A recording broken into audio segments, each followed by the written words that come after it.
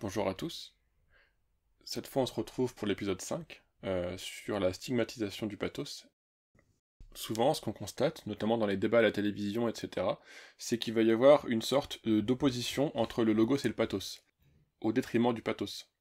Souvent, dans les débats, on va dire que si on fait intervenir les émotions, du coup, on quitte le terrain de la logique, le terrain de la pensée rationnelle, pour aller un peu dans le règlement de compte, dans la fragilité, le sale, dans ce qui serait indigne, un peu comme si on tapait sous la ceinture parce qu'on va dans l'affect. C'est d'ailleurs quelque chose qui sera souvent reproché aux orateurs dans les médias, d'en appeler au pathos, de faire du populisme. Il y a des gens qui considèrent même que faire intervenir les émotions, c'est du sophisme, c'est des façons un peu malhonnêtes de gérer un débat, quelque part. D'ailleurs, le mot pathétique, à la base, c'est un mot qui est plutôt neutre, qui justement désigne ce qui génère de l'émotion, ce qui génère du pathos, mais souvent aujourd'hui quand on parle de quelque chose de pathétique, ce sera stigmatisant. Ça veut dire un peu « Ah, Burk, il y a du pathos, il y a de l'émotion, quoi ». Comme si c'était ridicule, en fait, quelque chose de pathétique. Alors du coup, d'où ça vient, cette manière de stigmatiser le pathos au profit du logos?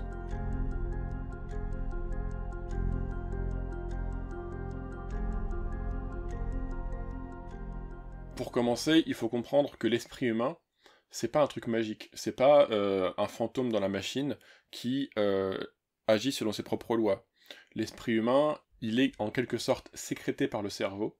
C'est une propriété émergente de la physique et de la chimie qui régissent le fonctionnement du cerveau, entre autres. Et il y a des régions cérébrales qui ont la fonction de s'adapter au contexte dans lequel on se trouve. Notamment le système limbique. En fait, il y a une partie du système limbique qui s'appelle l'amygdale. Son job, c'est un peu d'être la tour de guet du cerveau. C'est une partie du cerveau qui va vérifier quand on perçoit quelque chose, est-ce que c'est dangereux ou pas. Et si elle considère qu'il y a un danger, alors ça va enclencher des mécanismes de protection. Ça va entraîner derrière une activation des émotions en réaction à ce danger, le but étant de se protéger. Et donc ces émotions fortes, qui vont être générées par le système limbique, elles vont avoir un effet inhibiteur sur les néocortex, sur la réflexion, sur la pensée complexe.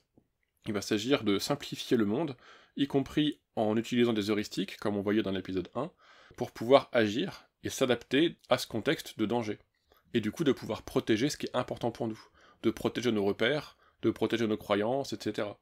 Du coup, quand on se sent en danger, ça devient quasiment impossible, à ce moment-là, de réfléchir de façon complexe, c'est-à-dire de mobiliser le logos.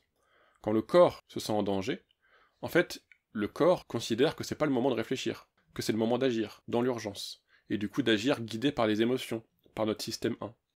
D'ailleurs, on peut même considérer que le système 2 de Kahneman, la pensée rationnelle, la pensée complexe, c'est aussi une forme d'inhibition du système 1, une inhibition de la pensée émotionnelle intuitive, pour justement lui préférer la pensée complexe et rationnelle. Un peu comme quand on s'apprête à dire une connerie, mais que du coup on se retient de le dire parce qu'on se rend compte, avant de le dire, que c'est une connerie, et on choisit de faire autrement. Par exemple, une manière simple d'illustrer comment fonctionne la pensée intuitive, la pensée système 1, c'est si je vous dis, voilà, si jamais vous êtes en train de faire une course à pied, un marathon, et que vous vous apprêtez à doubler le deuxième, et du coup vous devenez le... Et ben voilà, souvent, notre cerveau il a le réflexe de dire, ah bah si je double le deuxième, je deviens le premier. Sauf qu'en fait, quand on réfléchit, on voit que c'est absurde. Quand on double le deuxième, on devient le deuxième, à sa place. Mais le cerveau, il a le réflexe de dire « Ah bah, devant le deuxième, c'est le premier ». Voilà, ça c'est la pensée émotionnelle intuitive, la pensée système 1. Et quand on se sent en danger, en général, c'est parce qu'on n'a pas le temps ou pas les ressources de pouvoir évaluer ce qu'on va faire, de pouvoir réfléchir et prendre du recul, et du coup on va agir de façon automatique, de façon impulsive, et c'est que dans un deuxième temps qu'on pourrait réfléchir à ce qu'on dit, qu'on pourra se repasser les scènes, etc., et se dire « Ah tiens, j'aurais pu dire ça, j'aurais pu faire ça, etc. » On n'a pas pris le temps sur le moment parce qu'on n'avait pas les moyens de faire autrement. On est passé en pilotage automatique. Quand on se sent en danger, on perd mécaniquement sa capacité à réfléchir de façon complexe et nuancée. On va avoir une pensée beaucoup plus simple, beaucoup plus binaire, beaucoup plus caricaturale, pour pouvoir agir et retrouver ensuite un état d'équilibre, de calme, de sécurité. De ce point de vue-là, des gens qui participent à un débat, s'il y a une personne qui est envahie par une émotion forte et qui communique à partir de cette émotion forte, et bah effectivement elle risque d'avoir sans doute une pensée assez automatique, assez stéréotypée. En fait, elle va simplement répéter des choses qui la rassurent, elle va défendre ce qu'elle croit déjà, sans forcément laisser la place au doute, à la remise en question ou à adopter une certaine forme d'humilité épistémique. C'est pour ça que dans les débats à la télé, souvent, en fait, c'est très stérile. Les gens, ils arrivent, ils se battent et ils repartent avec les mêmes idées. Parce que c'est un combat comme sur un ring, en fait. Il s'agit pas d'écouter pour comprendre, il s'agit d'écouter pour répondre. Et le truc dans ce genre de discussion, dans ce genre de débat, c'est souvent que ce sera justement stigmatisé. Une personne qui s'énerve, qui devient... voilà, qui met de l'intensité émotionnelle dans la discussion, parfois on va la pointer du doigt, on va dire qu'elle tombe dans le pathos, qu'elle a perdu la raison, qu'elle n'est pas dans un état normal, voire même qu'elle est hystérique ou qu'elle est folle. Alors qu'en fait, ce qui se passe, c'est pas que cette personne, elle est folle. Elle réagit comme ça tout simplement parce qu'elle se sent pas en sécurité. Parce qu'elle perçoit son environnement comme étant hostile envers elle. À tort ou à raison. Mais en tout cas, cette perception-là entraîne des mécanismes de survie automatiques. Et parfois, cette perception que l'environnement est hostile, c'est pas du tout une vue de l'esprit, c'est bel et bien la réalité. Par exemple, si on participe à des débats sur Twitter, ça peut être extrêmement violent, parce que justement, c'est souvent des affrontements polarisés entre différents camps, et chaque camp est ouvertement hostile à l'autre, voire même malveillant, et un peu cruel. Des fois, il y a une certaine jouissance à humilier l'autre, à humilier son ennemi, devant un public qui a soif de sang, qui veut voir couler le sang de l'ennemi, en fait. Dans ces cas-là, c'est assez attendu, voire même adapté, de réagir de façon défensive, de protéger sa vulnérabilité de gens qui veulent utiliser cette vulnérabilité pour nous blesser, en fait.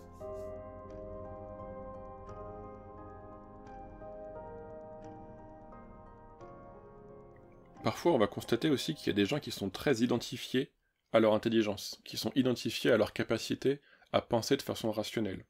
C'est des gens qui vont parfois exhiber comme un faire-valoir cette intelligence, qui vont même aller jusqu'à hiérarchiser les gens sur la base de leur QI, généralement qui vont imaginer, qui vont supposer, mais qui connaîtront pas forcément. Un peu comme si le QI servait à quantifier la valeur des gens.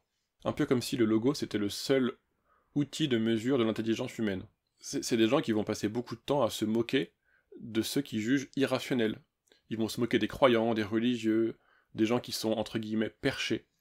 Ils accuseront ces gens en fait de pas savoir réfléchir correctement, de faire n'importe quoi. Et de leur côté, ils se vanteront d'avoir une pensée purement logique, factuelle, de pas être influencés du tout par cette chose étrange et jugée inutile que seraient les émotions humaines. Un peu comme le Dr Spock dans Star Trek. Et il y a Alain Soral aussi qui se désigne comme le maître du logos. Sous-entendu, le maître de la pensée rationnelle, logique, conceptuelle, etc. Le truc, c'est que ça fait plusieurs décennies maintenant qu'on sait qu'un esprit purement rationnel et non influencé par les émotions, en fait, ça n'existe pas. C'est un neuromythe. Antonio Damasio, il l'explique très clairement dans son bouquin, Spinoza avait raison, dont j'ai déjà parlé. Il explique, à travers des expériences, qu'on ne peut pas penser de façon rationnelle sans émotion. Pour des raisons neurologiques, certains patients ne ressentent pas d'émotion, et quand on propose des tâches à ces personnes qui n'ont pas d'émotion, en fait, elles sont incapables d'apprendre de leurs erreurs et de faire des choix logiques, des choix rationnels, pendant ces expérimentations dans lesquelles elles participent. Souvent, en fait, ces personnes, elles vont persévérer dans des choix absurdes, sans pouvoir profiter des réactions émotionnelles qui les aideraient à corriger leur comportement et à s'adapter au contexte, en tenant compte des nouvelles informations. Dans un versant un peu plus tragique, quand j'ai lu le bouquin de Bessel van der Kolk, Le corps n'oublie rien, il parle à un moment donné de certains effets indésirables des benzodiazépines, donc des anxiolytiques. Ça m'avait pas mal interpellé quand j'avais lu ça. Ce qu'il dit, c'est « Les traumatisés ont tendance à aimer les tranquillisants. Les benzodiazépines, comme le clonazepam, le Valium, le Xanax et l'Ativan. À bien des égards, ils agissent comme l'alcool, en calmant et en dissipant les inquiétudes. Les propriétaires de casinos adorent les clients sous benzodiazépine. Ils perdent, sans scier, et continuent à jouer. Mais de même que l'alcool, ces anxiolytiques créent une désinhibition portant à être blessant avec ce qu'on aime. Et ben oui, parce que le stress, l'anxiété, la colère et la peur, comme je disais dans l'épisode 2, c'est avant tout des signes d'alarme qui nous alertent sur l'état de nos besoins et qui permettent de s'adapter à l'environnement. Donc, si on consomme une molécule par voie orale qui atténue ces signaux d'alarme, et bah du coup, on n'aura plus l'information qui nous permettrait de nous adapter, et ça pourra entraîner des comportements dysfonctionnels. Un peu comme si on avait débranché un voyant du tableau de bord de la voiture, parce que ça nous éblouissait trop et que ça nous gênait, et du coup qu'effectivement, maintenant on peut rouler sans cette lumière éblouissante sur le tableau de bord, mais du coup que cette lumière, elle pourra plus nous indiquer s'il y a un problème dans la voiture, et donc qu'on va continuer à rouler sans tenir compte de cet éventuel problème, au risque que ça puisse poser d'autres problèmes qu'on n'avait pas forcément anticipés.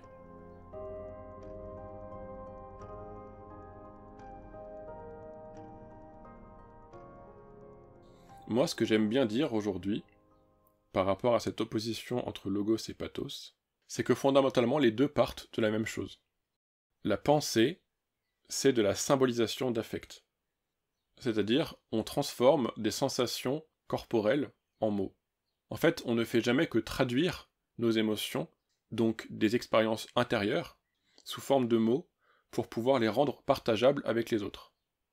On va traduire des expériences intérieures inaccessibles aux autres, avec des mots qui vont permettre aux autres d'y avoir accès indirectement. C'est justement ce qu'on va faire, par exemple, quand on produit de l'art, quand on fait de la poésie ou de la peinture. C'est d'ailleurs ce qui fait tout l'intérêt de certains mouvements artistiques comme l'impressionnisme en peinture. Il va s'agir de traduire des impressions sensibles sans chercher à reproduire le réel de façon fidèle, mais justement, on va traduire notre interprétation, notre manière de vivre, on va traduire ce qui est vivant en nous pour en faire une œuvre qu'on peut partager avec les autres. De toute façon, en fait, on peut jamais énoncer des faits totalement objectifs. On n'a probablement jamais accès à la vérité brute telle qu'elle est. Notre accès au réel, il se fait toujours à travers des filtres, à travers notre histoire de vie, à travers nos conditionnements socioculturels. Notre vision du monde, elle est façonnée par nos émotions, par nos expériences, par nos blessures et nos traumatismes. Et au fond, c'est ça qu'on peut appeler le pathos. Tout simplement, c'est notre sensibilité. C'est ce dont parle Orelsan dans son dernier album, quand il dit que la sensibilité, c'est à la fois notre plus grande qualité, et en même temps, c'est aussi ce qui va être à l'origine de beaucoup de notre violence. Le pathos, en fait, c'est notre capacité à être émotionnellement sensible à l'environnement. Notre capacité à capter du signal dans tout le bruit de notre environnement. Notre sensibilité, c'est ce qui va activer chez nous des émotions. C'est ce qui va nous faire réagir. C'est les sujets auxquels on est sensible, qui vont nous activer émotionnellement de façon agréable ou désagréable. Michel Onfray, il dit une phrase que j'aime bien en parlant de Nietzsche, c'est que toute pensée est l'autobiographie d'un corps. Ce qui veut dire par là, c'est que notre pathos, il est sculpté par notre histoire de vie. Notre pathos, il va beaucoup influencer notre façon d'interpréter le monde, de raconter des histoires sur le monde. Parce que justement, on pense jamais à partir de rien. On pense à partir de qui on est. Au fond, c'est un peu comme si tout ce qu'on dit parlait de soi. À chaque fois qu'on parle du monde ou des autres, ça raconte quelque chose de nous, de à quoi on s'identifie, d'où on vient, qu'est-ce qui nous a influencé. Le pathos, c'est ce qui va induire certains angles de vue. C'est ce qui va révéler des connaissances intimes qu'on a acquises par notre vécu, mais c'est aussi ce qui va générer certains angles morts, certains biais de raisonnement, certains raccourcis, et qui va nous amener à simplifier le réel à partir de nos blessures, qui ont laissé des traces en fait. Donc voilà, les émotions, c'est à la base de la pensée. Ça n'existe pas en fait un pur logos, dénué de toute forme de pathos. Et c'est justement moi ce que j'aime bien dans mon métier de psychothérapeute, c'est que ça me donne accès au vécu de beaucoup de gens différents, d'un peu toutes les classes sociales. Je peux rencontrer à la fois des personnes tellement pauvres qu'elles ont passé des années dans la rue à devoir se prostituer pour pouvoir se nourrir, à des gens qui sont tellement riches que leur plus gros problème c'est de savoir comment ils vont pouvoir vendre leur appartement à Paris qui vaut 1 million d'euros. Je peux écouter des personnes qui sont hyper éclairées et militantes sur les oppressions systémiques dans la société, et je peux aussi être amené à écouter des personnes fascistes radicales qui me racontent que leur plus grand désir c'est de voir éclater une guerre civile en France pour pouvoir enfin utiliser les armes à feu qui planquent dans leur cave. Et ce qui est intéressant avec cette diversité des personnes que je peux écouter, c'est justement que ça me donne l'occasion de comprendre les différents systèmes de motivation, les différentes peurs de tous ces groupes de personnes qui composent ensemble la société française. Ce qui me permet d'avoir, entre guillemets, un tableau global de toutes ces dynamiques, et de comment elles s'impactent les unes les autres.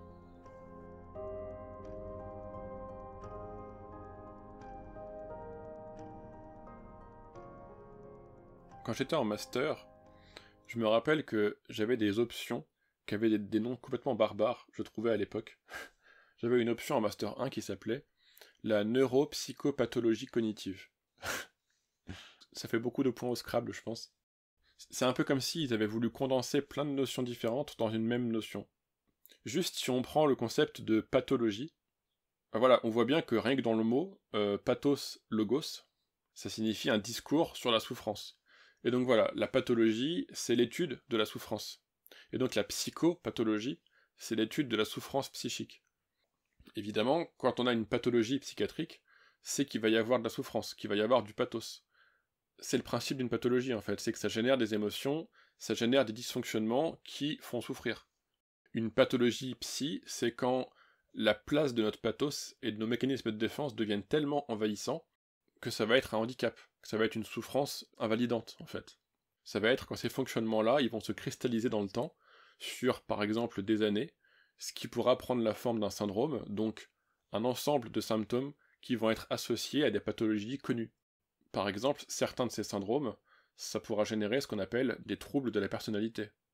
Par exemple, il y a les troubles de la personnalité dépendante, de la personnalité narcissique, de la personnalité borderline ou de la personnalité obsessionnelle compulsive, pour citer les plus connus. C'est des façons de fonctionner, des façons d'entrer en relation qui vont générer de la souffrance pour soi et ou pour les autres, parce que justement il y a une difficulté à s'adapter au contexte. Un pathos qui va venir générer un handicap. En psychanalyse, comme ça, par rapport au logos et au pathos, on pourra retrouver deux grandes formes de névrose, c'est-à-dire deux grandes formes de souffrance psychique, mais qui sont un peu opposées. Donc ces deux formes de névrose, ce sera la névrose obsessionnelle et la névrose hystérique. Quand je parle de ça, je me base en partie sur un test de personnalité qui s'appelle le TAT, et de la méthode de cotation de Catherine Chabert. Dans cette méthode de cotation, pour le test du TAT, on fait passer le test à la personne, qui du coup parle, qui va raconter des choses et on prend des notes. Et en fait, pour interpréter le test, on va identifier ce qu'on appelle des procédés du discours, des façons de parler, des façons de voir le monde qui seront associées à des mécanismes connus en psychanalyse, à des structures de personnalité en fait. Et il y a deux grandes catégories de procédés du discours dans ce test. Ça va être ceux qui concernent la rigidité, la tendance à contrôler les émotions pour pouvoir être plutôt dans la logique, dans le logos, et les mécanismes qui concernent la labilité. En gros, l'expression des émotions et la capacité à investir la relation humaine. Et en fait, ces deux aspects peuvent tomber dans des extrêmes, dans un versant pathologique. Le versant pathologique de la rigidité, ça renvoie à justement la névrose obsessionnelle. Quand on veut tellement tout contrôler qu'on va en fait minimiser les émotions, qu'on va se détacher pour ne pas être impacté émotionnellement. Et ça peut devenir pathologique parce que justement on n'aura plus aucune flexibilité. On va être extrêmement rigide, on va développer des TOC, des troubles anxieux, etc. et ça sera invalidant. Et dans le versant extrême ou pathologique des procédés autour de la labilité, on va trouver l'inverse, on va trouver la névrose hystérique, avec justement ce processus B3.1 qui va consister justement à mettre en avant les émotions, à presque se noyer dans l'émotion pour ne surtout pas voir les choses telles qu'elles sont, pour surtout pas penser, en fait, mais juste s'aveugler dans l'émotion, dans l'agitation, etc. Et ce que je veux dire, c'est que, en apparence, la névrose obsessionnelle et la névrose hystérique sont deux choses opposées, mais en réalité, même derrière l'obsession pathologique pour le logos et pour la raison, en fait, il y a aussi des peurs. Il y a aussi un immense besoin de repères et de sécurité, une fuite du vide, de tout ce qui n'est pas conceptualisé. Il va y avoir une fuite des blessures, une fuite de la vulnérabilité, et en fait ça, cette fuite-là, ces peurs-là, c'est du pathos. Donc derrière l'obsession pour le logos, il y a du pathos aussi.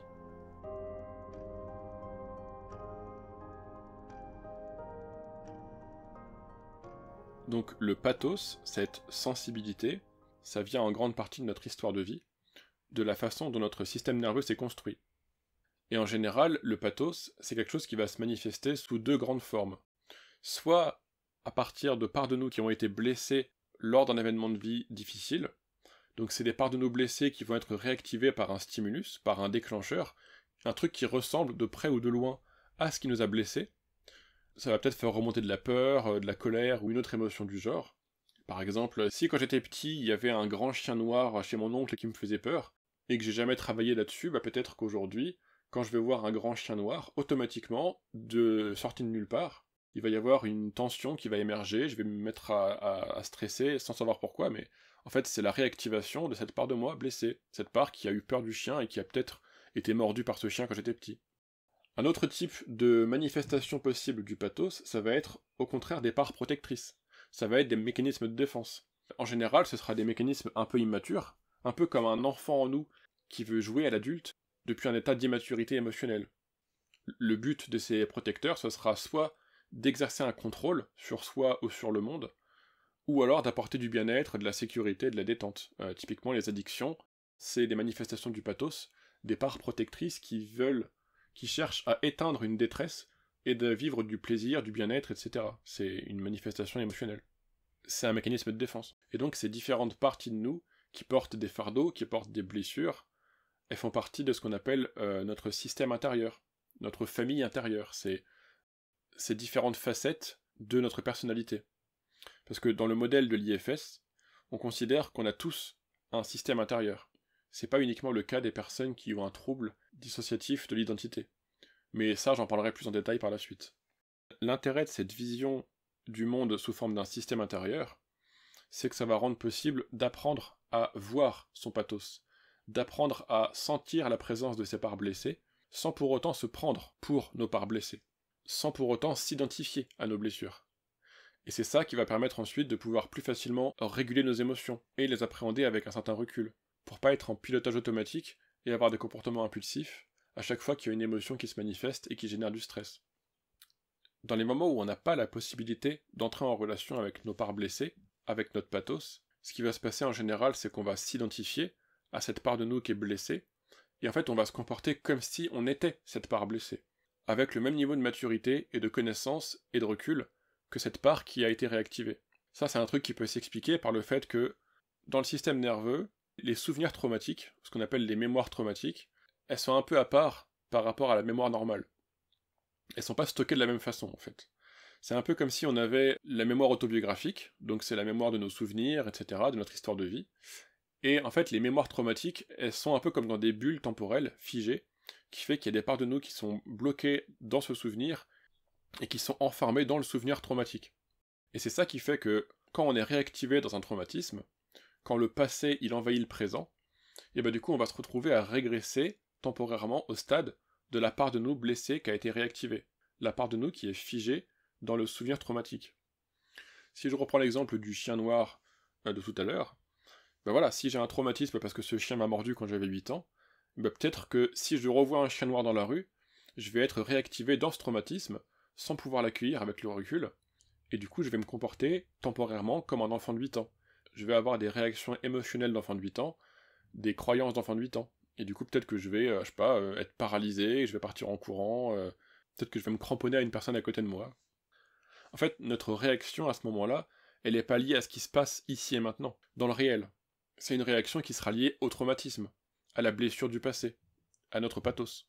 Et c'est ça qui, parfois, va entraîner des réactions émotionnelles disproportionnées, des comportements qui ne sont pas adaptés au contexte, et du coup qui sont dysfonctionnels. Il y a des moments aussi, quand on est réactivé dans son pathos, où en apparence, on va pas avoir une posture d'enfant vulnérable, mais on va au contraire mettre en place des mécanismes de défense. On va prendre une posture autoritaire, une posture de parent, qui veut donner des ordres.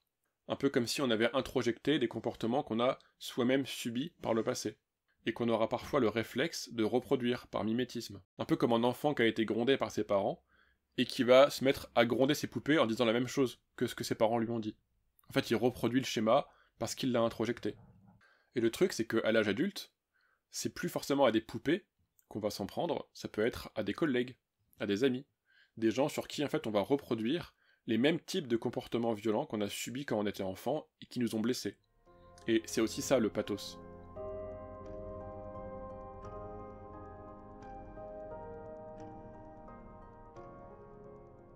De façon générale, on va dire qu'on peut mesurer le niveau d'activation du pathos de quelqu'un au niveau de tension de cette personne dans le contexte où elle se trouve. Parce qu'en fait, les tensions dans le corps, c'est souvent lié à des émotions. Et que les émotions, elles sont liées à l'activation du système nerveux sympathique dans le cerveau. Le système nerveux sympathique, c'est justement ce qui sert à nous préparer à l'action, ce qui active le corps et qui le prépare à faire face à un danger, quand on se sent pas en sécurité. Donc en fait, moins une personne se sent en sécurité, et plus elle est susceptible de manifester des mécanismes de défense, de protection, c'est-à-dire de manifester du pathos en fait. Et dans la communication humaine, la manifestation du pathos, c'est souvent ce qui va se traduire par ce qu'on appelle des jeux psychologiques. des manières de se comporter qui, en général, vont avoir pour effet de renforcer des croyances négatives qu'on a déjà a priori sur soi et sur les autres. C'est un truc que je développerai dans l'épisode 7, donc on se retrouve là-bas si ça vous intéresse. Mais là, ce que je veux dire juste, c'est que chaque fois qu'il y aura des jeux psychologiques, c'est qu'il y a du pathos. Ça veut dire qu'il y a quelque chose de notre passé qui est réactivé et qui va influencer notre façon d'interpréter le contexte dans lequel on se trouve et notre façon d'y réagir. Mais je suis pas en train de dire là que quand il y a du pathos, c'est forcément du passé qui est réactivé. Je suis pas en train de dire que le pathos, c'est uniquement des blessures du passé et que ça nous appartient à 100%. En réalité, il y a plein de moments dans notre vie où le pathos s'est tout à fait adapté dans les situations du présent. C'est notamment le cas quand on est en train de subir une agression proactive. Et ça, c'est ce qui fait qu'on peut mettre en place de la légitime défense, et que c'est tout à fait bienvenu dans ce cas-là. Par exemple, je sais pas, imaginez qu'une personne vous marche sur le pied dans le métro, et que vous lui faites comprendre calmement qu'elle vous marche sur le pied et que ça fait mal. Et du coup, elle réagit pas. Si au bout de la 4e fois que vous lui dites calmement qu'elle vous marche sur le pied, elle réagit toujours pas, bah peut-être que c'est légitime de monter un peu d'un cran en termes d'intensité, et de lui dire un truc un peu plus sec, comme « Putain, bouge ton pied, connard !» Non pas pour le plaisir d'insulter la personne, mais simplement pour adapter l'intensité à ce qui est juste dans ce contexte, et du coup faire respecter votre intégrité physique.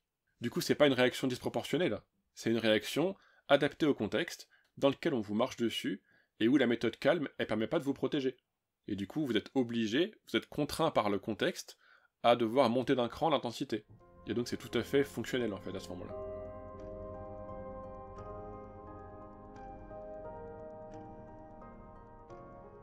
Voilà pour cet épisode 5 sur la stigmatisation du pathos. J'espère que ça vous aura intéressé. Du coup, on se retrouve pour la suite, l'épisode 6, qui portera sur les différents modes de relation au pathos. N'hésitez pas à réagir en commentaire. Du coup, on se retrouve pour le prochain épisode, que je m'en vais enregistrer dans la foulée. Et si de votre côté vous faites une pause entre les deux, bah d'ici là, prenez soin de vous et des autres, en allant là où c'est vivant.